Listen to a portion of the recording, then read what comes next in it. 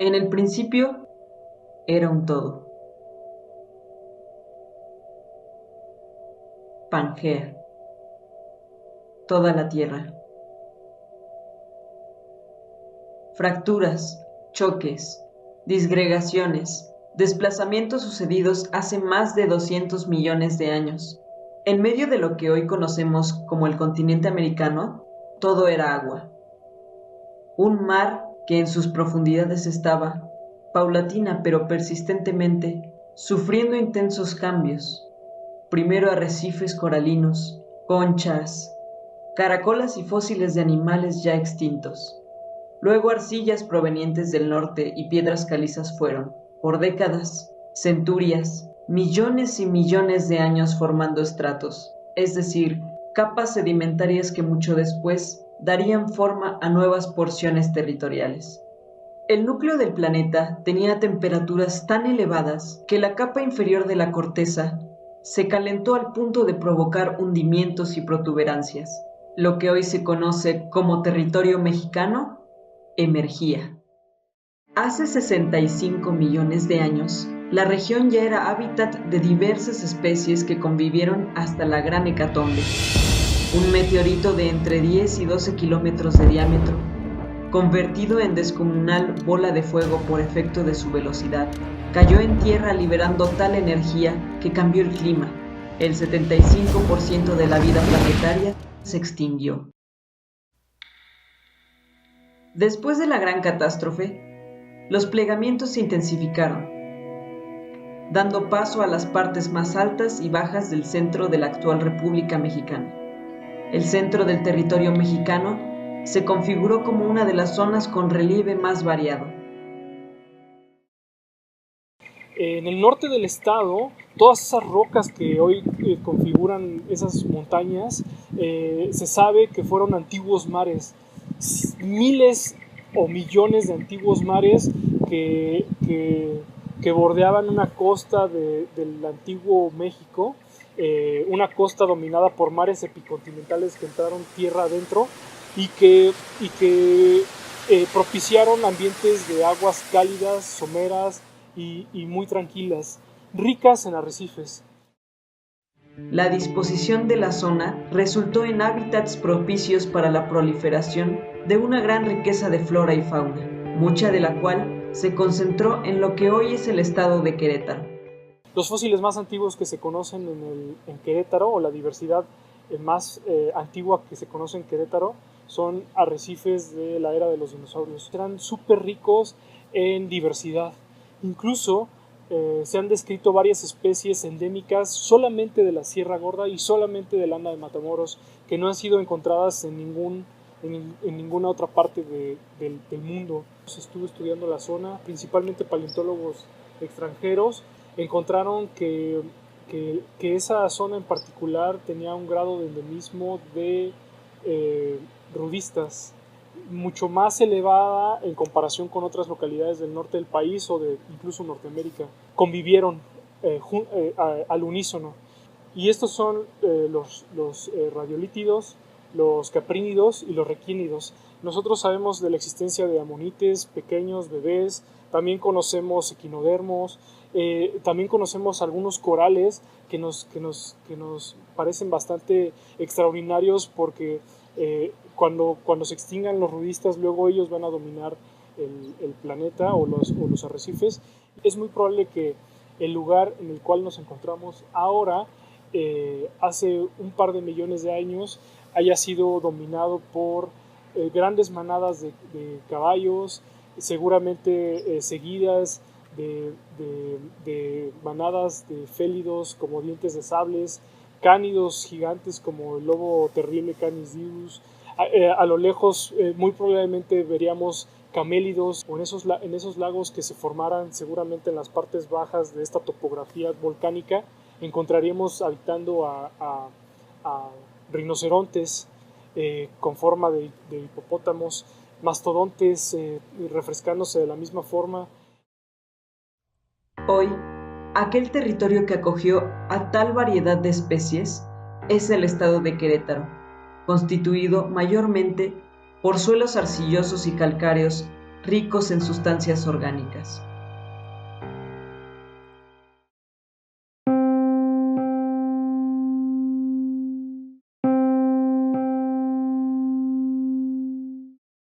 Querétaro se encuentra entre las regiones de mayor biodiversidad de todo el territorio nacional.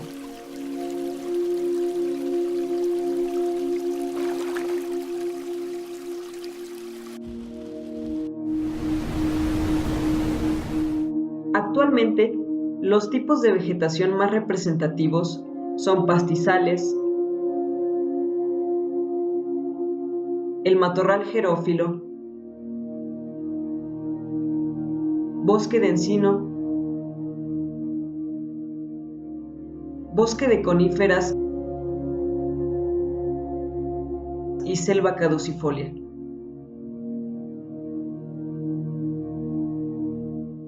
Bueno, el estado de Querétaro tiene alrededor de 15 elementos endémicos, solo endémicos al estado.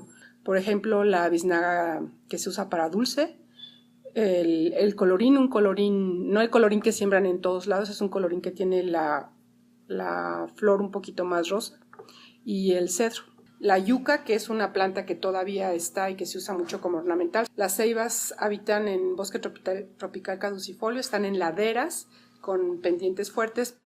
La zona también se encuentra entre los lugares de mayor biodiversidad de fauna silvestre del país. En la cuestión de los mamíferos tenemos animales como los linces, los cacomixtles, zorrillos, especies que solo habitan en México y cuya distribución pues pasa por el estado, y que actualmente, a pesar pues del crecimiento que ha tenido la ciudad, todavía podemos encontrarlos cerca de la mancha urbana. Aquí en la mancha urbana se tenía registros muy cercanos a la ciudad, o se tienen, de lince y puma. Más al norte del estado, en la Sierra Gorda, pues se tienen registros de jaguar. Los anfibios y los reptiles son de los grupos más importantes en México porque tienen una gran cantidad de endemismos. Uno de los organismos más representativos pues son las serpientes de cascabel. Una especie que hay aquí en Querétaro es el ambistoma o ajolote mexicano, que pues es una especie muy delicada, ¿no? Y todavía lo podemos encontrar en cuerpos de agua pues cercanos relativamente a la mancha urbana de Querétaro. También de los peces hay algunas familias que son importantes y se encuentran cerca de la mancha urbana del estado, como los godeidos, ¿no?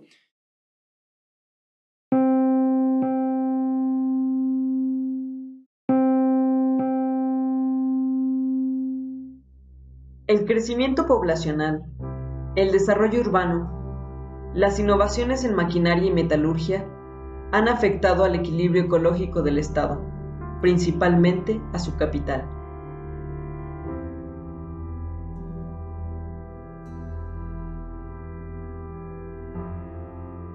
Si bien existían algunas industrias textiles en Querétaro desde fines del siglo XIX, no es sino hasta fines de la década de los 40 que se inicia un proceso de industrialización moderno. En la actualidad, el Estado tiene uno de los 10 corredores industriales que, según la Procuraduría Federal de Protección al Ambiente, es uno de los de mayor potencial contaminante del país. De acuerdo con la Secretaría del Medio Ambiente y Recursos Naturales, el manejo inadecuado de los residuos industriales y las fugas ocasionadas por accidentes y delitos ambientales representan un serio problema de contaminación de suelos, agua y aire, dañando severamente a los ecosistemas.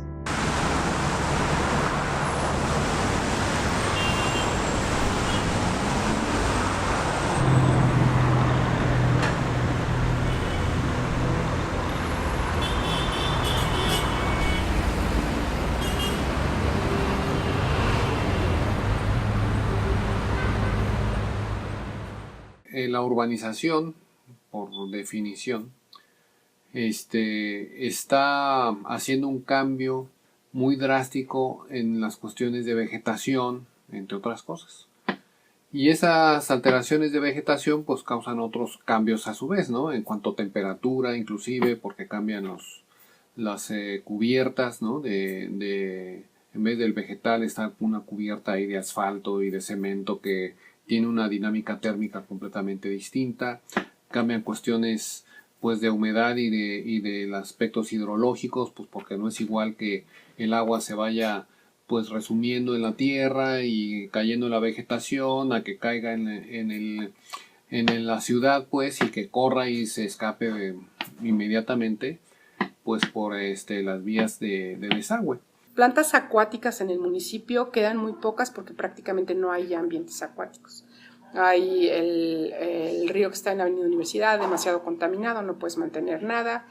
Y las otras plantas que están a punto de desaparecer del municipio son los encinos. Ya quedan muy pocos individuos en pequeños relictos. Al momento en que están talando también las laderas, tienes un problema de pérdida de ceibas. Los cedros también tienen ese problema. La yuca, que es una planta que todavía está la planta, pero no están los polinizadores. Entonces, obviamente vas a tener una especie destinada a la extinción porque no tienes frutos, no tienes reclutamiento de individuos nuevos. También la fauna nativa se ha enfrentado a la posibilidad de la extinción. Solo aquellas especies que han adaptado su comportamiento están logrando evitarla. Esas especies tienen que estar teniendo un comportamiento especial. No cualquiera tolera al humano, ¿verdad? Pues es un asunto de comportamiento. En vez de que se estén alimentando como lo hacen naturalmente en los matorrales de afuera de la ciudad, pues en la ciudad luego buscan hasta alimentos que el propio humano pues deja ahí tirados en la calle. Pero eso de que se van adaptando son pues solamente algunas especies nativas. La mayoría de las especies que se encuentran de manera abundante en la ciudad pues no son nativas, son exóticas. El huitlacoche puede utilizar los árboles que se encuentran en la ciudad, de alguna manera pues sobrevive. Algunas especies son capaces de aguantar hasta cierto punto, ¿no? Quizás las ardillas, los zorrillos, que son organismos pues más resilientes que quizás los cacomixles o los linces, son más difíciles de notar el impacto sobre ellos. A los problemas de urbanización e industrialización se suma otro: la introducción de especies no nativas. En Querétaro hay muchas plantas introducidas que son altamente invasivas y que evidentemente están ampliando sus rangos de distribución. Una, por ejemplo, es el carrizo, que generalmente se da al borde de cuerpos de agua. Es una planta altamente invasiva. Otra es el tabaquillo, un arbustito de flores amarillas que todo mundo ha visto porque está en todos lados. La maromera es una planta que se poliniza de manera aérea y entonces genera muchísimos problemas de alergias y es altamente invasiva. Un pasto rosa que se trajo de África, que ha estado expandiendo sus rangos en el municipio. Están sembrando como ornamentales unos pastos, por ejemplo en Avenida Universidad lo sembraron mucho, que se dispersa por agua. Entonces, como lo sembraron a las orillas del río Querétaro, está ampliando muchísimo su rango de distribución. Bueno, en Querétaro hay dentro de los vertebrados un gran número de especies que han sido introducidas pues a lo largo de los años y ha incrementado con el incremento de la mancha urbana. Son organismos que son muy resilientes y tienen una gran capacidad de adaptación a los ecosistemas en donde llegan, y pues se sabe que han desplazado a otras especies pues debido a sus características biológicas. Son muy voraces, agresivas. El más importante en la actualidad y el que tiene un mayor impacto sobre todo en los ecosistemas son los perros y los gatos ferales. El número de organismos que estos animales llegan a matar en cuanto pues toman estas características ferales o que regresan a un comportamiento más salvaje, pues tiene un impacto muy fuerte sobre los ecosistemas. Otra especie muy importante es la tortuga de orejas rojas, la Trachemis scripta. Hemos enlistado en la zona urbana de Querétaro más de 80 especies de aves. Claro, no todas son nativas. Los zanates, aunque son de México, no son propios de estos sitios de México. Otro ejemplo es el gorrión doméstico. Otra especie exótica es la paloma de collar, aquí en Querétaro. Hasta hace muy pocos años, pues no existía aquí dentro de la ciudad, está la cotorra argentina, que evidentemente es del hemisferio sur. Esa especie ha sido plaga en algunos países como Chile. pues cuando ya va aumentando su población, anida inclusive frecuentemente en instalaciones eléctricas. Es muy probable que esta especie se convierta en una plaga aquí en Querétaro, ¿no?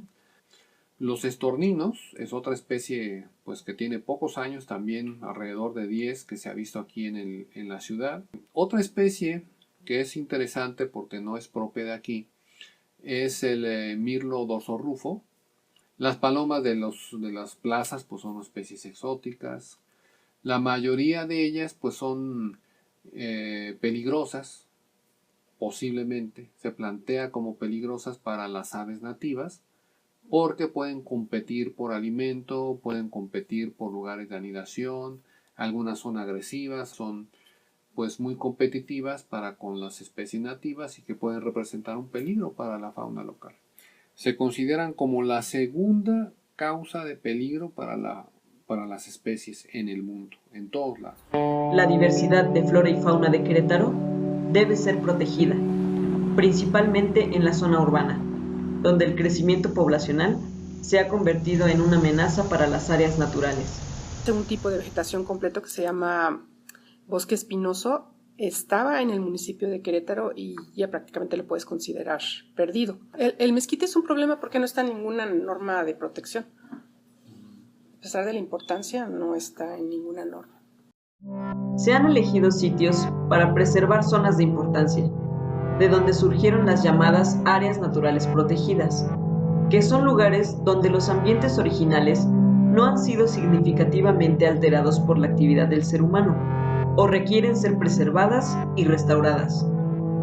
Estando entre los países con mayor diversidad, México se encuentra entre los territorios con más reservas de este tipo, las cuales cubren más del 10% de la superficie nacional. Querétaro cuenta con más de 10 áreas naturales protegidas, clasificadas en federales, estatales y municipales, mismas que corresponden al más del 30% del territorio estatal. Algunas de estas son La Barreta, el Cerro de las Campanas y el Cimatario. El Parque Nacional del Cimatario se decretó en 1982 en la oficina del presidente de la República el 7 de julio de 1982 y se publicó en el Diario Oficial de la Federación el 21 y el 27 de julio de 1982.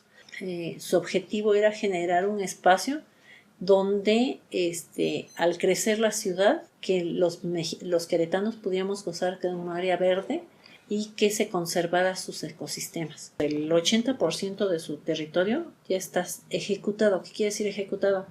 Que no tiene problemas jurídicos ni de propiedad, todo es propiedad de la nación. Entonces es un servicio ecosistémico muy importante.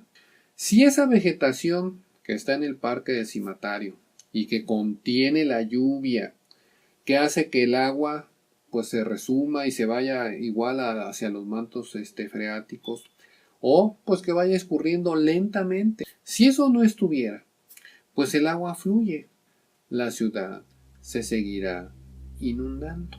Dentro de las especies que habitan estas áreas están las ratas y ratones de campo, el coyote, la zorra gris, el mapache, el tlacuache, los murciélagos, el venado de cola blanca, entre otras, muchas de las cuales se encuentran en estado de protección. Sin embargo, a la contaminación y a la introducción de especies se le suma el problema de la venta de terrenos por la extensión de fraccionamientos que los rodean, tal como ocurrió en el Cerro de las Campanas y como ocurre actualmente en el Cimatario. El Cimatario es uno de las pocas zonas que tenía el municipio como zona protegida. Obviamente está bajo una muy fuerte presión de urbanizar. Al haber cambiado la ley, la Constitución en 1994-93, con Carlos Salinas de Gortari, en donde se cambió el artículo 27, ha causado un fuerte daño a la nación porque todos los ejidatarios ya no se están dedicando a cultivar la tierra ni a producir servicios como es el alimento, sino que se están dedicando a vender sus tierras para que se hagan ya desarrollos de casas o de zonas industriales. que el crecimiento está llegando, que son muy ambicionadas sus tierras por los desarrolladores. Ahorita están invadiendo todas las zonas, ves que desde cerros, tierras de cultivo, tierras forestales, con tal de desarrollar zonas habitacionales que puedan ser vendidas. Ese es un problema muy importante porque una vez que haces ese fraccionamiento rompes la conectividad, entonces no hay desplazamiento de especies. Entonces el cimatario tiene cedros, tiene ceibas que son importantes porque no hay muchos individuos. Está, por ejemplo, una población muy importante de Sprakelia formosísima, que es una endémica a México. La única población grande que se conoce de esa especie está en el cimatario. Si tú pasas una vialidad por ahí, le cambias el objetivo del decreto de creación. Con eso, jurídicamente puede haber una controversia jurídica y los antiguos propietarios pueden pedir que se revoquen los decretos de las áreas naturales protegidas. La pérdida de especies por la actividad humana pone en peligro de extinción a organismos como el lobo mexicano, el cual tenía uno de sus hábitats en el Valle de Querétaro. De igual forma, en algunas zonas del estado, debido a la extinción de especies mayores, solo es posible encontrar pequeños mamíferos, algunos reptiles y diferentes tipos de aves pequeñas, muchas invasoras. También se ha visto afectado el paso de la mariposa monarca, ya que atraviesa Querétaro en su viaje rumbo al norte de nuestro continente y hace escala en algunas zonas arboladas del estado. Los bosques no solo se han visto afectados por la creación de fraccionamientos, la tala también se debe a la apertura de nuevas áreas de cultivo. La catástrofe que está acabando con la diversidad biológica la producimos nosotros.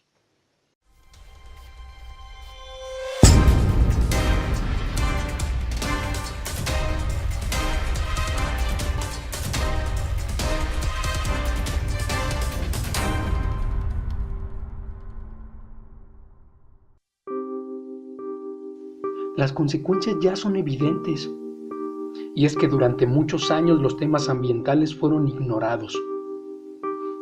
Parecía que el crecimiento económico y el desarrollo social eran lo único valioso. Quizá eso fue porque nadie se dio cuenta de la importancia de un medio ambiente sano. Probablemente se tenía la esperanza de que una vez que se solucionaran los problemas sociales y económicos, los ecosistemas naturales tendrían tiempo y capacidad de recuperarse. Pero no fue así. Creo que ya no podemos perder más tiempo. A mi generación le toca encontrar soluciones y fomentar el conocimiento de la biodiversidad, poniendo énfasis en las especies en riesgo. Deberíamos dirigir y capacitar a promotores ambientales y hacer gran difusión. De no ser así, acabaríamos con un espacio de amortiguamiento para la isla de calor en la ciudad, así como el vertedero que representa para la infiltración al acuífero de una de las ciudades con más falta de agua en el centro de México. Los autos son una de las fuentes más contaminantes, pero nadie quiere dejar de usarlos. ¿Cómo habrá sido este lugar antes de que la ciudad lo alcanzara?